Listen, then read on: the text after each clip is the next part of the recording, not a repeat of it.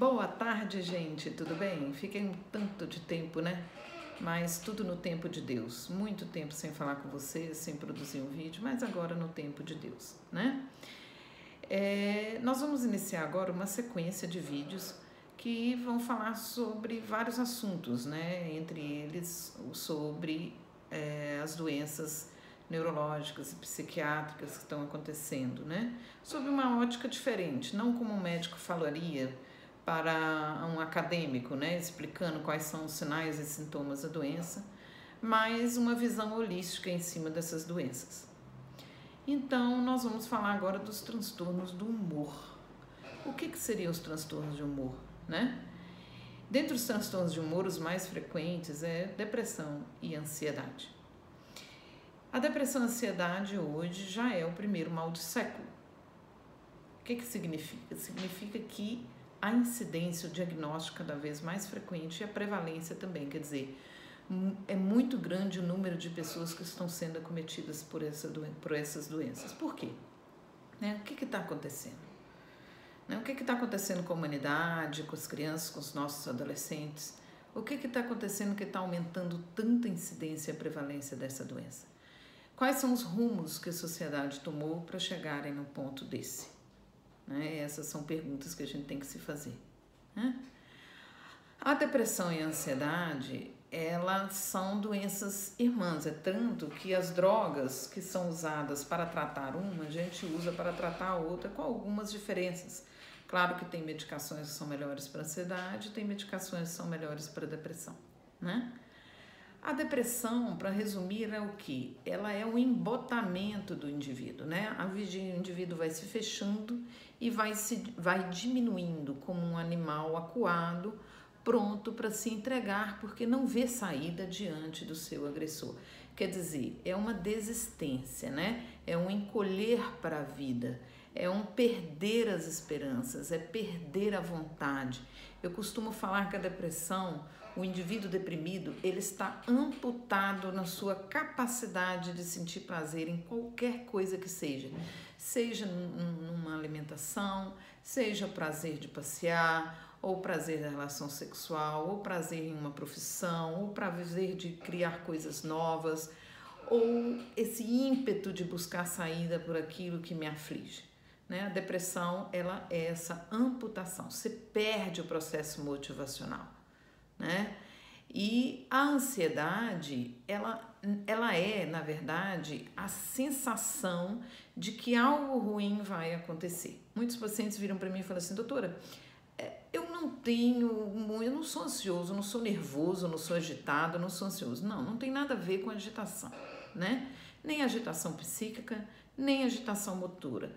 A ansiedade, ela é essa sensação de que algo ruim vai acontecer, né? Então, a pessoa entra em estado de vigília permanente. Ela tem que vigiar para garantir que nada de ruim vai acontecer, né? Então, ela muitas vezes desenvolve mecanismos em que, por exemplo, essa sensação de que algo ruim vai acontecer, ela pode ser específica, né, gerando o que a gente chama de fobias específicas, quer dizer, se eu estiver em lugares cheios ou com muita gente, a agorafobia, a fobia social, ou a fobia em relação à altura, se eu estiver em alto eu vou cair, em relação a lugares fechados, etc. Ou ela pode ser generalizada, quer dizer, ela pode ser em qualquer circunstância. Ela não tem uma circunstância foco específica que faz o indivíduo entrar em ansiedade, ela pode ser generalizada, que é a ansiedade, que é a mais comum, né? É claro que tanto a depressão quanto a ansiedade, ela pode agravar para outras doenças menos comuns, mas hoje em dia até essas doenças menos comuns estão acontecendo numa frequência mais elevada.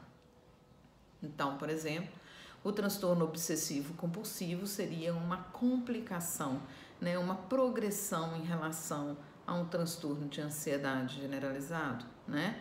Assim como um transtorno bipolar também pode ser uma complicação frente aos transtornos de ansiedade e depressão, né? A gente fala de virada, né? Tanto que para famílias que têm muita depressão, uma hora um sai bipolar, quer dizer, você tem uma virada para o transtorno bipolar. O que é o transtorno bipolar? O transtorno bipolar é a pessoa que tem todos nós temos uma certa variação de humor eutímico. Tem dia que a gente tá bem, tem dia que a gente não tá muito bem, isso é normal, né? O bipolar, essas variações que são normais, elas são muito exageradas.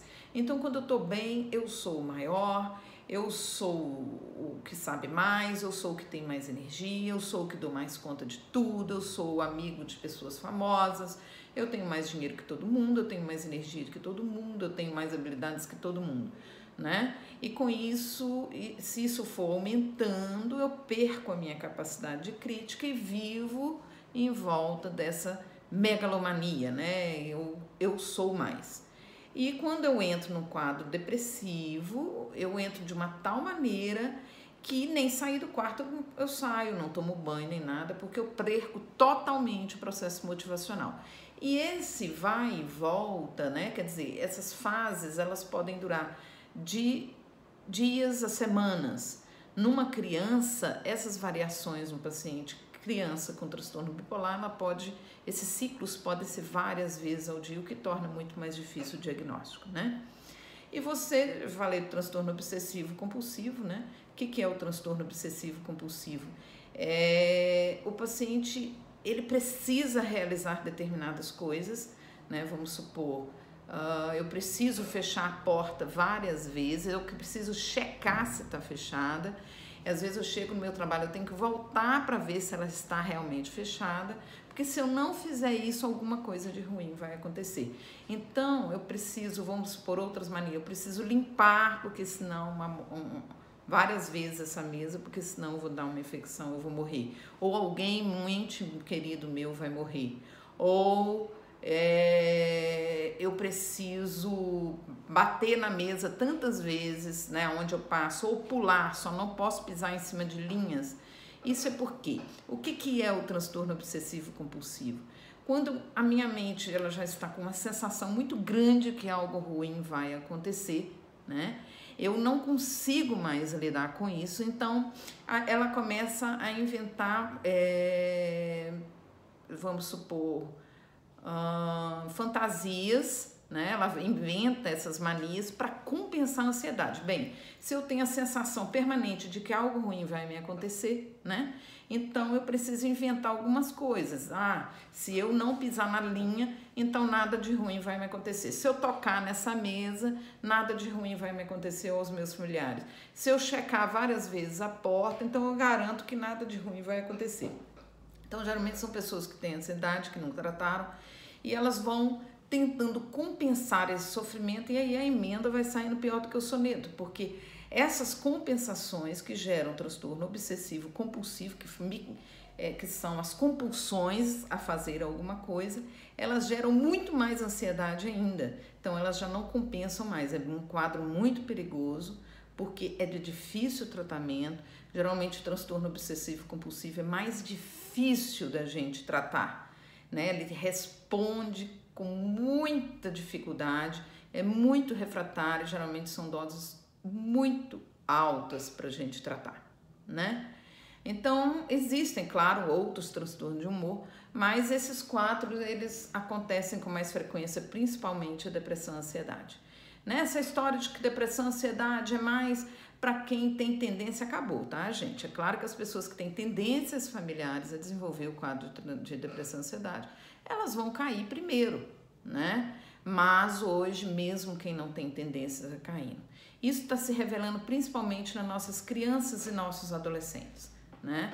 As crianças, elas estão sendo muito atingidas, os adolescentes até 14 anos já dobraram a taxa de suicídio, né?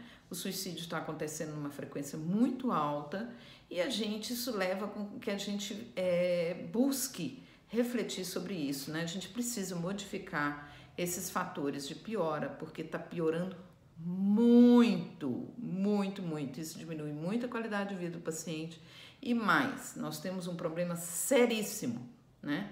Aumentou muito a frequência e intensidade dessas doenças e as pessoas têm um preconceito muito grande em relação ao tratamento, né? Elas não querem o tratamento, elas rejeitam o tratamento. O que acontece com isso?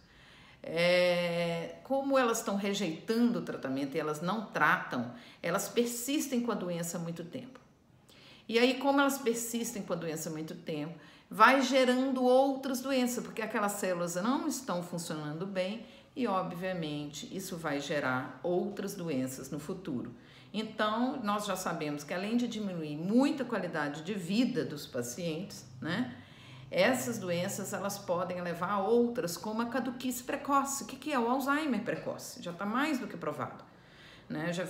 A gente já sabia clinicamente que a incidência de doença de Alzheimer dentre os pacientes que têm diagnóstico de depressão e ansiedade é infinitamente superior aos pacientes que não têm depressão e ansiedade.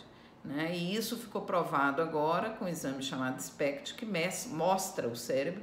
E aí ele mostrou que pessoas que têm depressão e ansiedade, eles têm uma concentração de neurônios menor, quer dizer, já houve morte neuronal, né? Então aí ficando claro que esse tipo de doença predispõe à doença de Alzheimer. Então, imagine você, hoje, nós com o estouro das doenças psiquiátricas, principalmente transtornos de humor, e a falta de tratamento, imagina quantos pacientes com Alzheimer em idades cada vez mais precoces nós estaremos fazendo diagnóstico daqui a 20 anos. Então, isso é um problema muito sério, né? Porque nós temos a doença que está muito frequente e que ninguém quer tratar. Isso vai ter consequências se a gente não virar o cabeço da égua, né? Eu costumo falar. Nós vamos estar conversando muito sobre essas doenças, o porquê dessa incidência super elevada. Por que está tão elevada?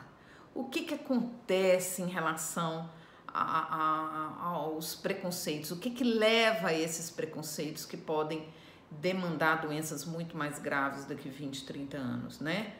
Então, a gente vai precisar estar encarando isso. Eu vou estar conversando com vocês mais demoradamente sobre cada um desses aspectos, né? E aí a gente vai voltando a conversar, ok? Espero que vocês gostem e que possam colaborar aí com a vida de vocês, dos seus amigos e familiares e conhecidos, tá bom? Um beijo para vocês. Deus abençoe vocês e vos guarde. Tchauzinho, gente.